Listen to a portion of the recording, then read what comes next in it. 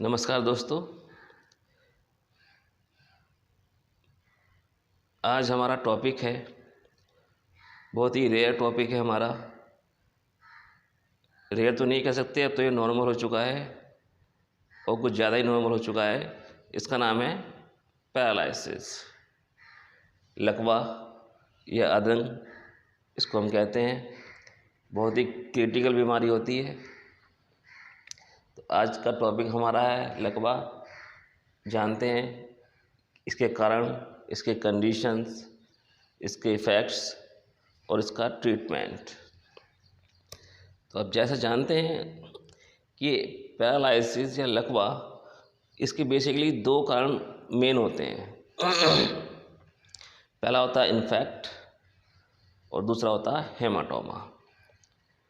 Condition के हिसाब से भी ये दो टाइप का ही होता है, लेफ़्ट साइड का पैरालिसिस या राइट साइड का पैरालिसिस।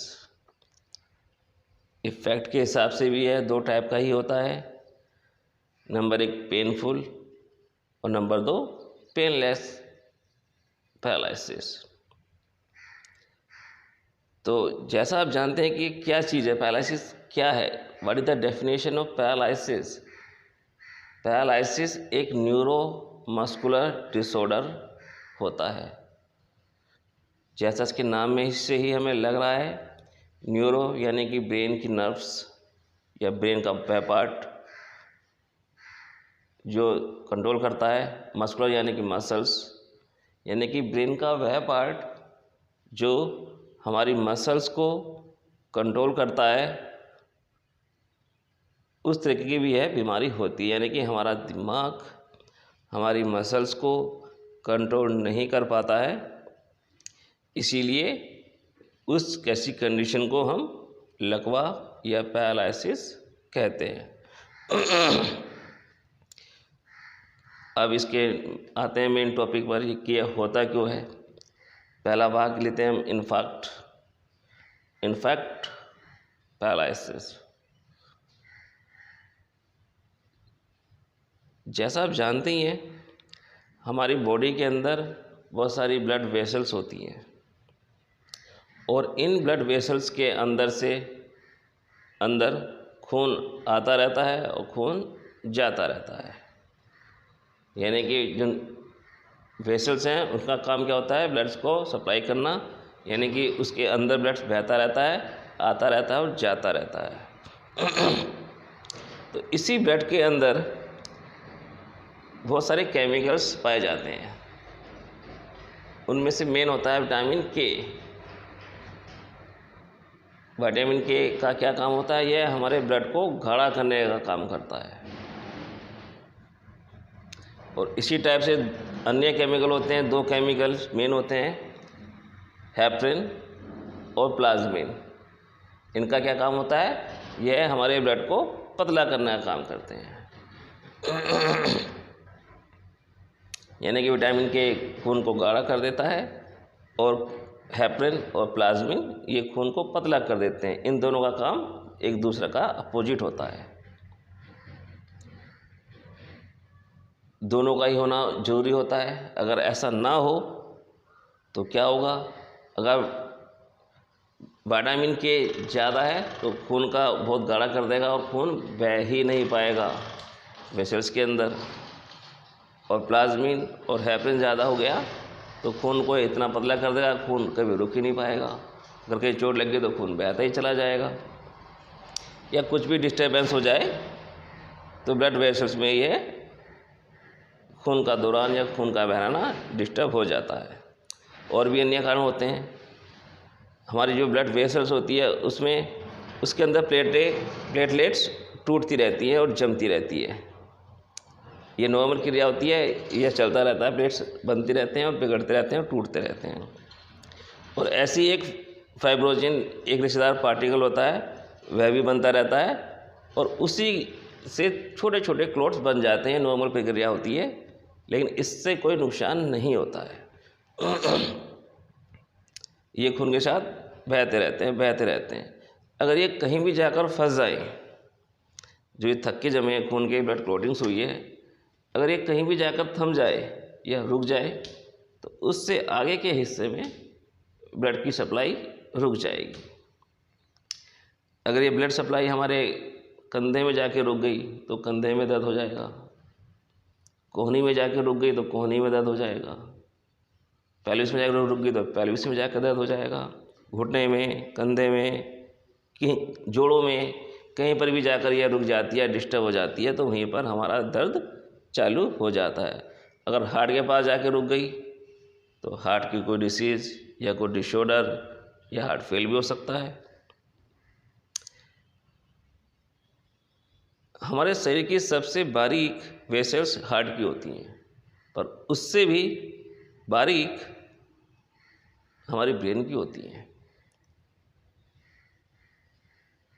अगर ये बाय चांस दिमाग में पहुंच गई, ब्रेन में पहुंच गई, तो समझो ब्रेन का काम डिस्टर्ब होना ही होना है। तो पहला कारण आपने समझा, इनफैक्ट ये क्यों होता है? यह होता है क्लोटिंग के कारण। समझ में आ गया? दूसरा कारण होता है हमारा हेमाटोमा। हेमाटोमा क्या होता है?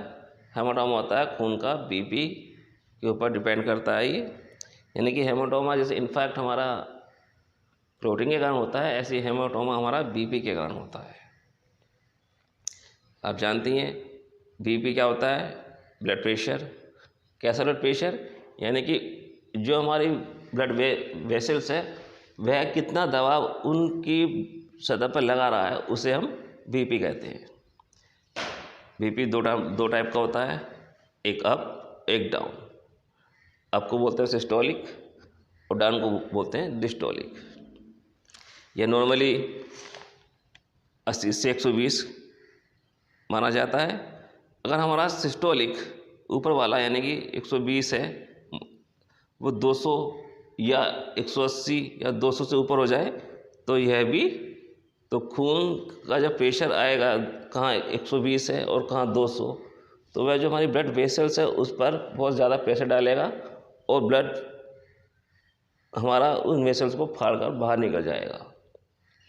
बाहर का मतलब ये नहीं कि बॉडी के बाहर निकल जाएगा, वो दिमाग के अंदर ही रहेगा, लेकिन ब्लड वेसल को फाड़ देगा और दिमाग के अंदर वो जम जाएगा, जिससे वो एक प्रेशर क्रिएट करेगा दिमाग के ऊपर और उसी चीज़ में दिमाग में प्रेशर आएगा और उसे पैरालिसिस हो सकता है। ज़्यादातर कंडीशन में हो जाता है। कंडीशंस आप जानते ही हैं।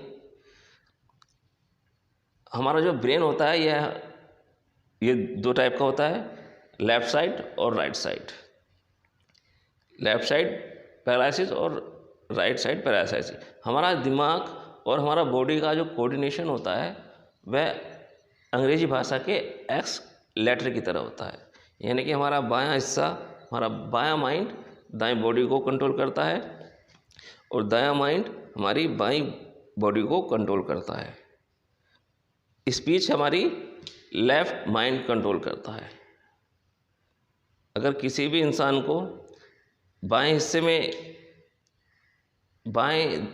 हिस्से में यानी कि बाएं माइंड की तरफ में कोई डिफेक्ट आया तो उसके दाएं साइड में होगा, और दाएं माइंड में आया है तो उसके बाएं साइड में इफ़ेक्ट करेगा।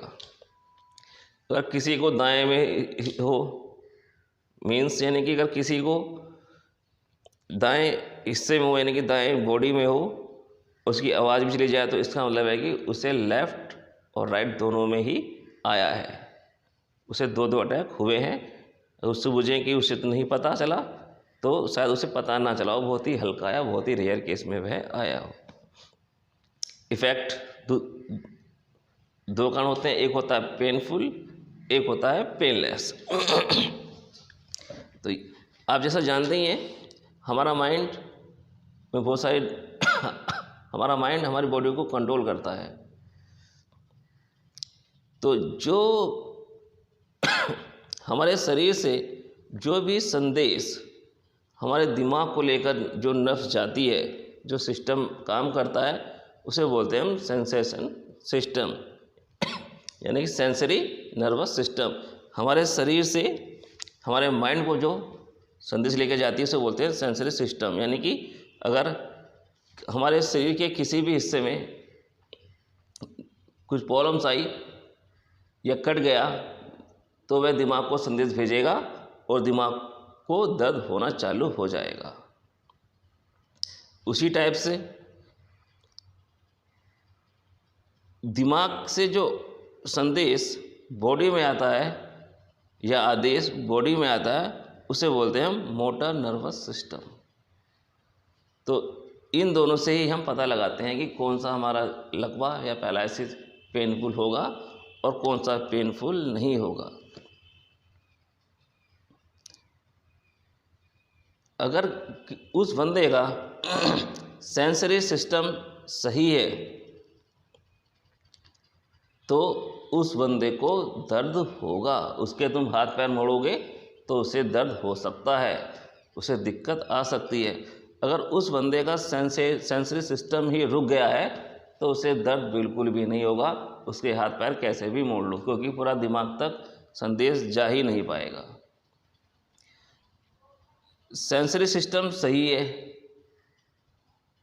और मोटर नर्वस सिस्टम खराब हो गया है तो उस बंदे को दर्द होने के चांसेस ज़्यादा रहते हैं। हो ही जाएगा क्योंकि उसके दर्द हुआ है, वो संदेश माइंड को भेजेगा पर माइंड पढ़ लेगा कि दर्द हो रहा है, लेकिन वह आदेश देगा पर आदेश वो दे नहीं पाएगा। तो इस तरीके से उनको काफ़ी दिक्कतें आ सकती हैं। तो हमने सोचा कि दो कारण होते हैं, इनफैक्ट कंडीशन के हिसाब से लेफ़्ट साइड और राइट साइड, इफेक्ट के हिसाब से पेनफुल और पेनलेस। ट्रीटमेंट के बारे में बात करते हैं, यानी कि ट्रीटमेंट करते हैं, कोई सा भी ट्रीटमेंट हो हमारा, पेनफुल हो, पेनलेस हो, दायां हो या बायां हो, इन्फेक्ट हो या हेमाटोमा हो, तो हमें मल्टी हेपरिन तो देना ही देना होगा। इन्फेक्ट और हेमाटोमा में एक बेसिकली अंतर ये होता है क्लोटिंग का और उसका अंतर होता है। तो हेमाटोमा और इन्फेक्ट में एक बेसिकली अंतर ये होता है कि जो हमारा इन्फेक्ट होता है, इन्फेक्ट हमारा होता है क्लोटिंग के कारण, तो इसमें हम मल्टी हेपरिन देते हैं तो उसमें भी हैं।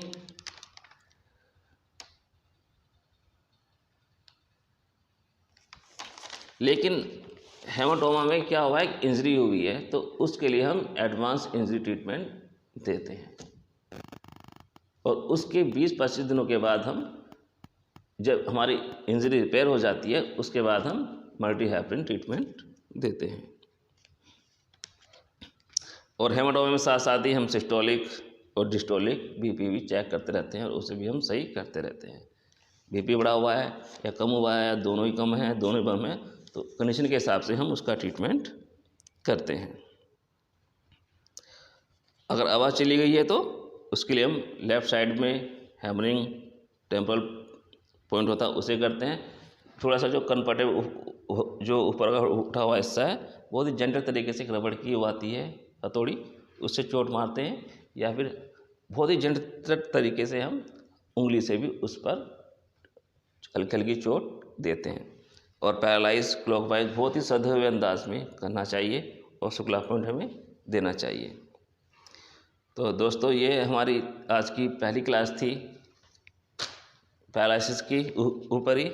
इसी कड़ी में हम लगभग 3 या 4 क्लासें लेंगे। धन्यवाद।